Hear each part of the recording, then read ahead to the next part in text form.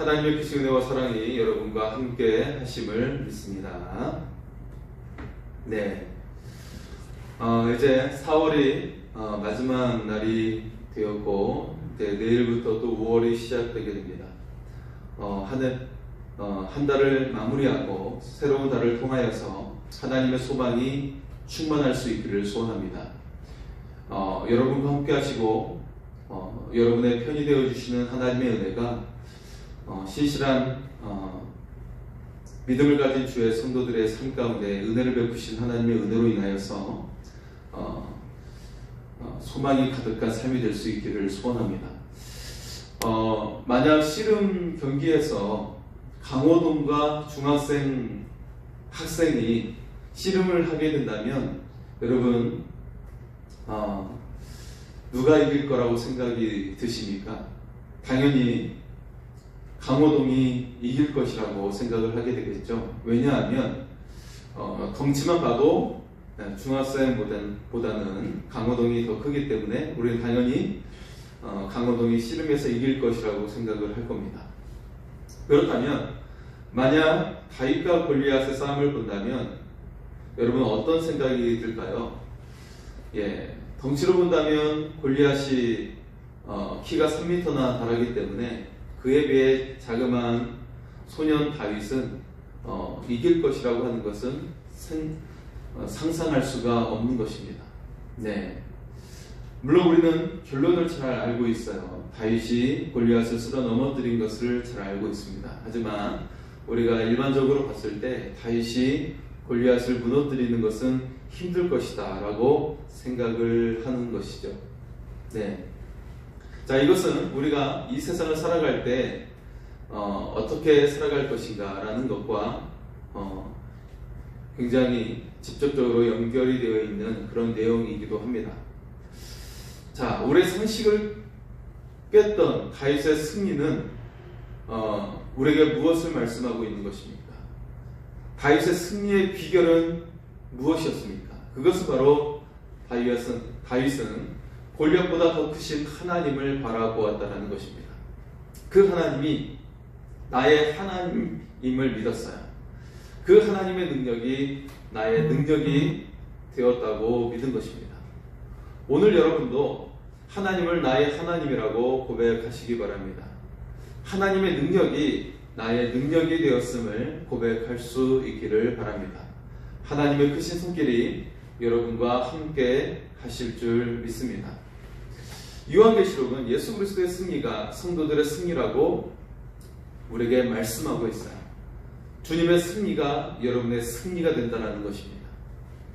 요한계시록의 심판들이 있은 후에 최종적인 내용이 남아 있습니다. 오늘 읽었던 17장의 말씀으로부터 시작해서 20장까지의 말씀은 악의 세력의 종말과 최후의 심판에 대해서 말씀을 하고 있습니다. 그 가운데 오늘 본문 17장은 큰 성 바벨론의 멸망에 대해 말씀을 하고 있죠. 그 바벨론을 가리켜서 큰 음녀라고 가리키고 있어요. 네, 큰 음녀 바벨론. 하나님을 적대시하고 예수 그리스도를 적대시했던 큰 성 바벨론, 큰 음녀의 멸망에 대해서 말씀을 하고 있습니다. 자, 7대접을 가진 7천사 중 한 천사가 사도 요한에게 다가왔어요. 그리고 무릎 위에 앉은 큰 음녀가 받을 심판에 대해서 보여주고 있습니다. 이 음녀는 큰 성 바벨론을 지칭하는 것이죠. 자, 5절의 말씀을 보면요, 5절입니다. 그의 이마에 이름이 기록되었으니 비밀이라 큰 바벨론이라 땅의 음녀들과 가증한 것들의 어미라 하였더라. 자, 음녀는 바벨론을 지칭하고 있는 것인데요, 동시에 이스라엘을 정복하고 이스라엘 성전을 파괴했던 로마를 가리키고 있는 것입니다. 여러분, 지금 요한이 계시록을 쓰고 있는 시대적 배경이 로마가 통치하고 있는 시대인데, 만약에 이 계시록에다가 로마라고 기록을 했다면 어떻게 되겠습니까? 큰일 나게 되죠. 네, 그래서 바벨론이라고 지칭하고 있는 것은 구약시대에 이스라엘 멸망했던 나라가 바벨론이었기 때문에 지금 요한이 계시록을 쓰고 있는 그 시대에 이스라엘을 멸망시켰던 로마를 가리키고 있다라고 하는 것은 당시에 유대인들은 능히 생각할 수 있었던 그런 이해하기 쉬운 내용입니다. 자, 바벨론이었던 로마가 세상을 음행 속에 빠뜨리고 죄악을 행하였다라는 것이죠. 자, 이 음료에 대해 묘사를 하고 있습니다. 4절의 말씀입니다. 자줏빛과 붉은빛 옷을 입고 금과 보석과 진주로 꾸미고 손에 금잔을 가졌는데 가증한 물건과 그의 음행에 더러운 것들이 가득하더라. 자, 이 음료는 부와 사치 그리고 권력의 표상인 붉은빛과 자줏빛 옷을 입고 있다고 말씀을 하고 있어요. 또 금과 보석, 진주로 꾸미고 손에 금잔을 들고 있습니다. 그런데 이것은 하나님께서 끔찍이 싫어하시는 가증하고 그리고 더러운 것들이었다라는 것이죠. 자, 이 음료는 많은 물 위에 앉아 있습니다. 이때 물은 본문 15절에 보면 백성과 무리와 열국과 방언들이라고 말을 하고 있어요. 즉 세상을 가리키고 있는 것입니다. 또 앉아있다라는 말은 영향을 미치고 있다라는 뜻이죠. 따라서 음녀가 많은 물 위에 앉아있다라는 뜻은 음녀가 세상에 영향을 미치고 있다라는 뜻을 가지고 있는 것입니다.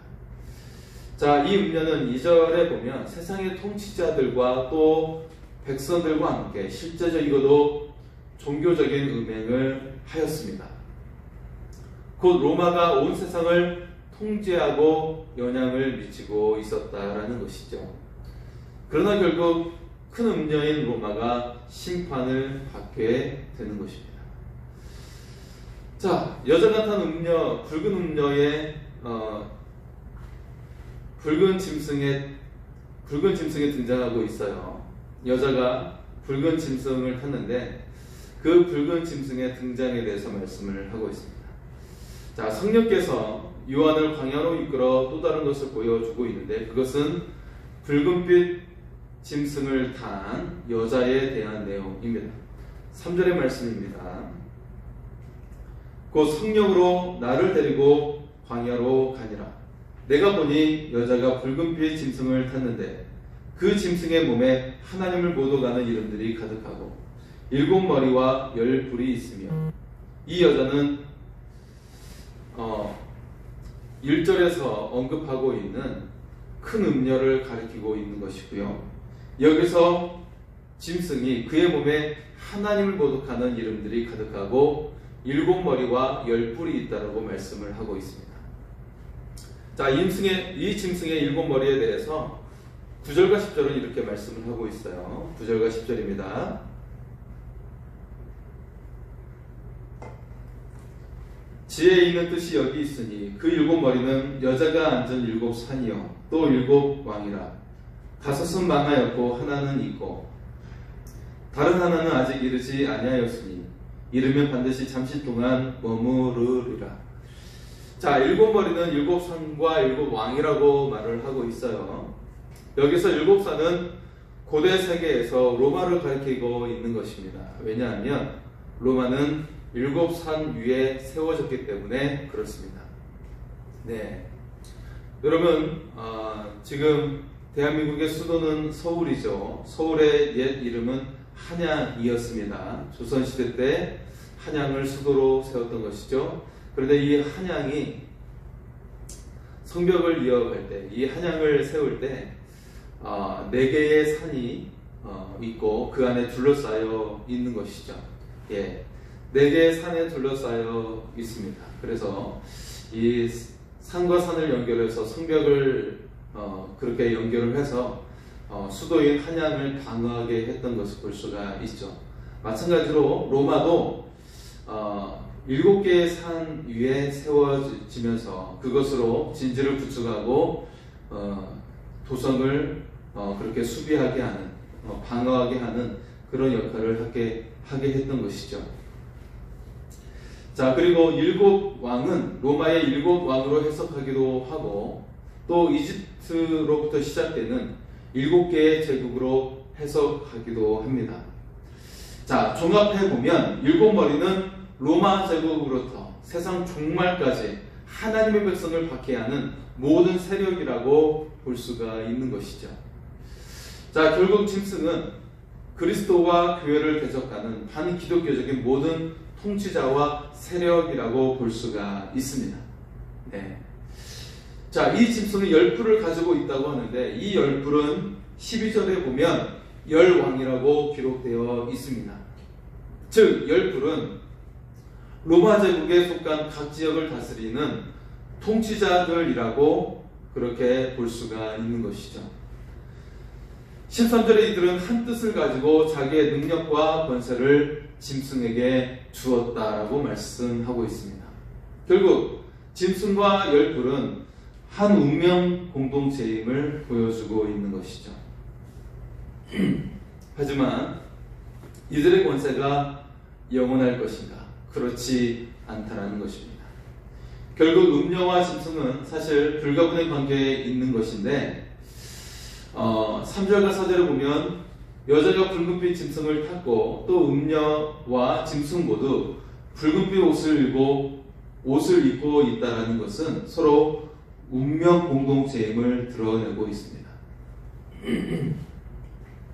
여러분, 악한 자들 가운데서도 보면 서로 함께 자신의 이익을 위해서 운명 공동체로 공존하다가 어떻게 되죠? 그 일을 성취할 때는 또 서로를 대적해서 한쪽을 무너뜨리려 하는 것을 볼 수가 있어요. 이것은 악한 사람들의 특징입니다. 자, 이 음녀와 짐승이 진정한 운명 공동체가 될 수 없다라고 성경은 말씀하고 있어요. 16절의 말씀입니다. 내가 본 바 이 10뿔과 짐승은 음녀를 미워하여 망하게 하고 벌거벗게 하고 그의 살을 먹고 불로 아주 사르리라. 음녀와 짐승 사이에 분열이 일어났다는 것이죠. 음녀는 큰 권세와 온갖 보석으로 불을 가지고 있었어요. 하지만 이 음녀는 짐승에 의해 벗겨지고 철저히 파괴되었다라는 것입니다. 결국 악은 자기 파멸적인 그런 속성을 가지고 있는 것이죠. 즉 악은 공존이 불가능하고 분열과 파멸로 치닫게 된다는 것입니다. 네.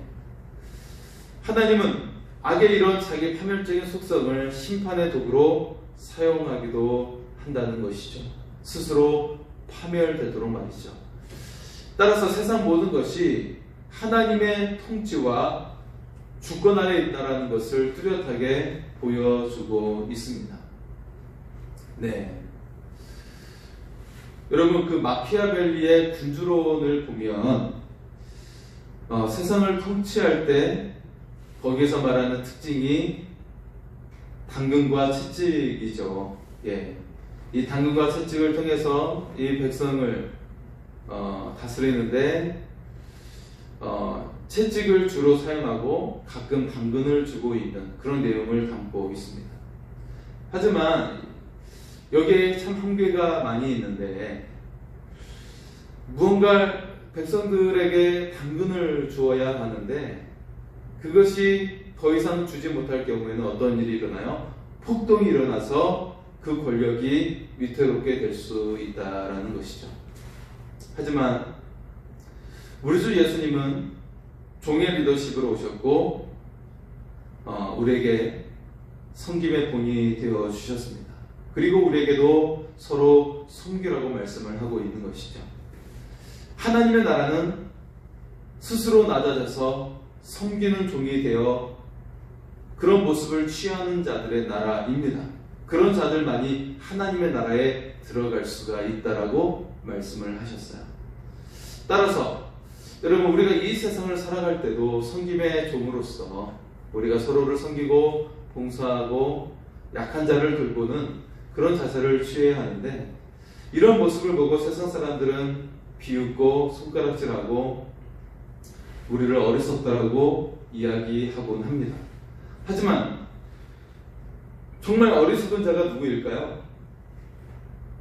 마치 세상의 모든 것을 가진 것처럼 권력을 부리고 더욱더 많은 것을 차지하기 위하여 욕심을 부리고 있는 자들이 아닐까 우리는 생각해 보아야 합니다. 왜냐하면 하나님의 심판이 반드시 있기 때문에 그렇습니다.